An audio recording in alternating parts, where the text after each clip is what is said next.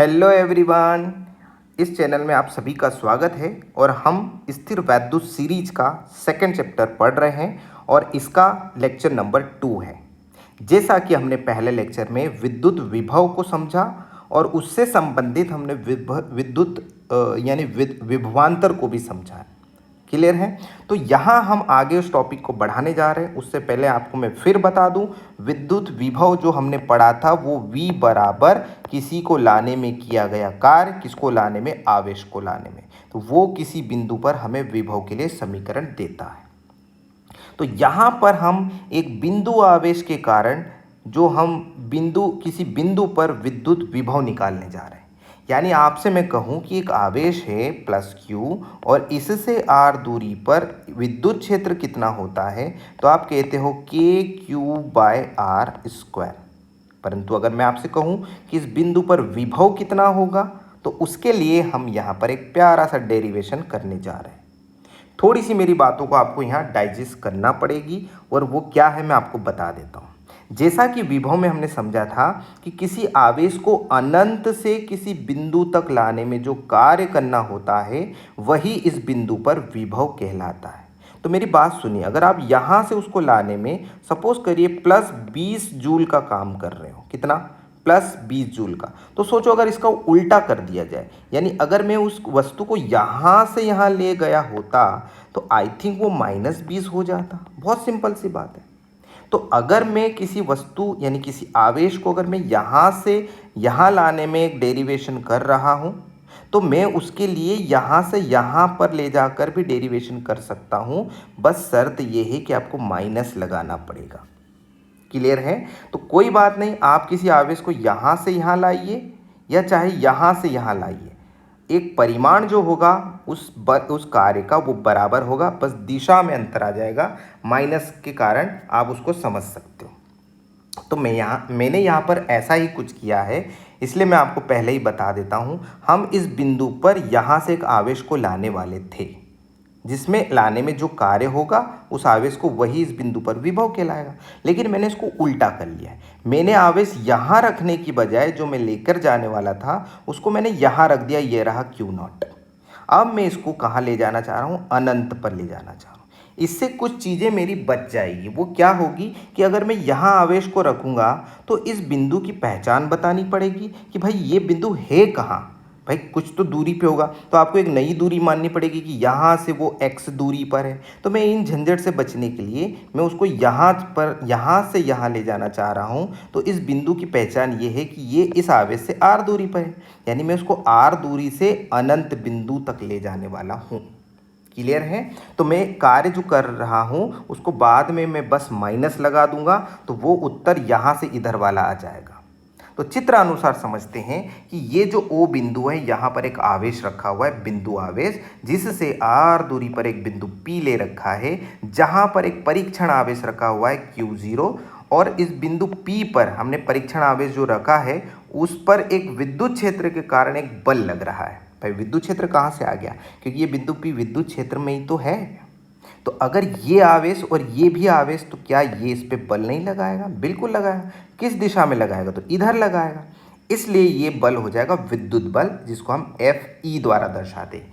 E यानी electric force, तो Fe हो जाएगा। तो याद रखिए, इसकी वजह से जो विद्युत बल लग रहा है उसकी दिशा अनंत बिंदु की ओर है। अब कितना बल लग रहा होगा, तो दो आवेशों के बीच की दूरी अगर r हो जाए तो बल कूलाम के अनुसार कितना हो जाएगा, Q0/r², और इसकी जो दिशा होगी जैसा कि मैंने अभी आपको बताया अनंत बिंदु की ओर होगी।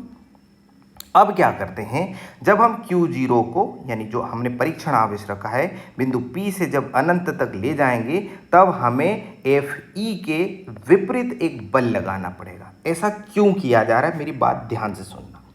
अगर सोचिए, अगर मैं इस आवेश को यहाँ पे सीधा छोड़ दूँ तो ये तो उसको सीधा ही धक्का लगा के पहुँचा देगा, कहाँ पर, अनंत पर।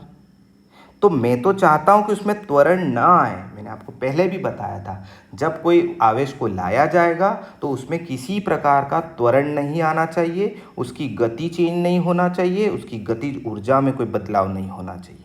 तो अगर सोचो उसमें त्वरण नहीं लाना है तो क्या किया जाए। मुझे अगर मान लीजिए इस आवेश के कारण उस पर नेचुरली इधर एक बल लग रहा है तो इसको रोकने के लिए मुझे इधर एक बल लगाना पड़ेगा।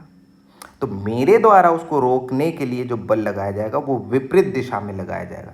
लेकिन आवेश जा किधर रहा है, इधर जा रहा है। तो ध्यान से सुनिए, मैं जो बल लगा रहा हूँ उसके विपरीत दिशा में उसका विस्थापन हो रहा है। तो इन दोनों के बीच में 180 डिग्री का कोण बन रहा है। तो जो मैं कार्य निकालने जा रहा हूँ, ध्यान से सुन लेने का, उसके लिए पहले हम बल की बात पूरी कर लें। तो ये जो बल जो लगाया जा रहा है मैं इस दिशा में लगाऊंगा, उसको हमने एफ एक्सटर्नल यानी बाह्य बल बोला है। और एक बल जो इधर इस आवेश की वजह से लग रहा है वो इधर है। अब दोनों अगर बैलेंस होंगे तो ही तो उसमें त्वरण नहीं आएगा, नहीं तो त्वरण आ जाएगा। इसलिए ये परिमाण में लगभग कैसे हैं, बराबर है। और ये जो विद्युत बल का जो मान होगा वो कितना होगा, जैसा कि मैंने ऊपर लिखा हुआ है। ठीक है, यह एक परिवर्तित बल होगा। इसका महत्व मैं आपको समझा देता हूँ। जैसे देखिए, अगर थोड़ी देर यहाँ चेक करो तो यहाँ जो बल होगा ज़्यादा होगा, और अगर वो यहाँ आएगा तो कम हो जाएगा, यहाँ और कम हो जाएगा, यहाँ आते आते वो बल का मान कितना हो जाएगा, शून्य हो जाएगा। यानी यहाँ से यहाँ तक जब आवेश जा रहा है ना तो उस पर कंटिन्यू बल जो है वो बदलता चला जा रहा है। बल का जो मान है वो बदलता ही चला जा रहा है। यानी बल एक परिवर्तित बल है। और जब भी कोई परिवर्तित बल आता है तो हमें एक समाकलन करना होता है। तो यहाँ पर हम देख रहे हैं कि आवेश Q नॉट को ले जाने में किया गया कार्य। तो जो कार्य हो रहा है, आप P से कहाँ जा रहे हो, अनंत जा रहे हो, ये लिखना पड़ता है। तो देखो मैंने लिखा हुआ है P से अनंत की तरफ। तो जो बल होता है वो बल कौन सा है, एक्सटर्नल, जो मैं लगा रहा हूँ। लेकिन उसका विस्थापन आप देखो कि सीधे हाथ पर हो रहा है, लेकिन मैं बल उसको उल्टी दिशा में लगा रहा हूँ ताकि उसमें त्वरण ना आए। तो जब मैं इनका सदिश रूप हटाता हूँ तो कॉस थीटा लगता है, लेकिन इन दोनों के बीच में थीटा का मान कितना है, 180 डिग्री। तो यहाँ लिखा हुआ है कि हमारे द्वारा लगाया गया बल और जो उसमें विस्थापन हो रहा है वो दोनों विपरीत होने की वजह से कॉस 180 आता है, जिसका मान -1 आता है। तो इसको मैंने यहाँ -1 पुट कर दिया है, ये -1 सामने आ जाएगा। तो कुछ इस प्रकार बनेगा। चूँकि मैंने अभी ऊपर ही बता दिया है कि जो मेरे द्वारा आरोपित बल है वही विद्युत बल के बराबर होगा, उसका मान। तो मैंने एफ एक्सटर्नल को रिप्लेस किससे कर दिया, एफ ई से कर दिया, क्योंकि दोनों ही परिमाण में बराबर है। अगर बराबर नहीं होगा तो फिर मैं बोल रहा हूँ कि इसमें त्वरण आ जाएगा, जो कि नहीं लाना है। क्लियर है। तो एफ ई का जो ऊपर से हमने उठा के मान रख दिया है, जो कि कितना आ जाएगा यहाँ पर, K Q naught by R square into D R. D R उसमें विस्थापन है। अब अगर छोटे से विस्थापन में जो कार्य होगा वो भी छोटा सा होगा, परंतु हम तो पूरा ही चाहते हैं ना कि हम उसको P से अनंत तक ले जाएं। अब P की पहचान ये है कि P बिंदु उस बड़े वाले आवेश से यानी बिंदु आवेश से कितनी दूरी पर है, R दूरी पर। तो अल्टीमेटली मैं उसको R से अनंत ले जा रहा हूँ। R से कहाँ ले जा रहा हूँ, इसलिए मेरे पास जो लिमिट लगेगी, सीमा लगेगी, वो R से कितनी होगी, अनंत होगी। ये वाली वैल्यू पूरी की पूरी उठा के रख दी, माइनस साइन मैंने बाहर रख दिया। यहाँ से जो बाहर आएगा क्यू नॉट आएगा और बटे में 1/r² बच जाएगा। हमारी लिमिट वही है R से अनंत, क्योंकि हम R से अनंत जा रहे हैं। क्लियर है। आगे बढ़ते हैं। इसके बाद हमारा वही R से अनंत जाने वाला जो कार्य निकल रहा है उसमें हमने इसको समाकलन किया। तो हम देखते हैं कि समाकलन R की पावर -2 का कितना होता है, माइनस का 1/r हो जाएगा। ये हमारी सीमाएं वैसी की वैसी। ये माइनस जब बाहर आएगा तो इसको प्लस कर देगा, यानी यहाँ प्लस आ गया है, बाकी वैसा का वैसा। अब अपर लिमिट पहले रखी जाती इसमें, तो 1/अनंत माइनस 1/ कितना हो जाएगा, r हो जाएगा। परंतु इसका मान तो शून्य होता है, किसी को भी अनंत से डिवाइड करोगे, गुणा करोगे तो कितना आ जाएगा, 0। तो बचा क्या आपके पास ब्रैकेट में, माइनस का 1/r। तो ये माइनस फिर आगे आ गया और कुछ इस प्रकार से हमारे पास एक कार्य निकल आया जो कि r से कहाँ तक है, अनंत दूरी तक है। तो minus Q naught by R आ गया। परंतु मैंने जैसा कि आपको बताया था कि हम जो कार्य निकालना चाहते हैं वो अनंत से बिंदु P तक निकालना चाहते हैं। तो अब हमने जो कार्य निकाला उसमें बस माइनस लगा देना है। तो हम जो कार्य चाहते हैं अनंत से R तक, तो हमने निकाला है R से अनंत, तो उसमें क्या लगा दोगे, माइनस, और -1 लगा दिया, और एक माइनस यहाँ पहले से ही था तो माइनस माइनस मिलके क्या हो जाएगा, प्लस हो जाएगा, यानी के क्यू बाय आर बचेगा। इस क्यू नॉट को मैंने इसके बटे में लिख दिया। और आपको बता दूं कि ये जो होता है इसी को तो हम विभव कहते हैं। भाई इसमें कार्य बटे आवेश ही तो क्या कहलाता है, विभव कहलाता है। और ये विभव कहाँ से लाए हैं? अनंत से r दूरी पर आने में किया है, और यही जो है उसका क्या हो जाएगा? विभव हो जाएगा। तो मैंने यहाँ पर इस वीडियो में एक मेथड को बताया है जो किसी विभव को दर्शा रहा है अनंत से किसी आवेश को बिंदु P तक लाने।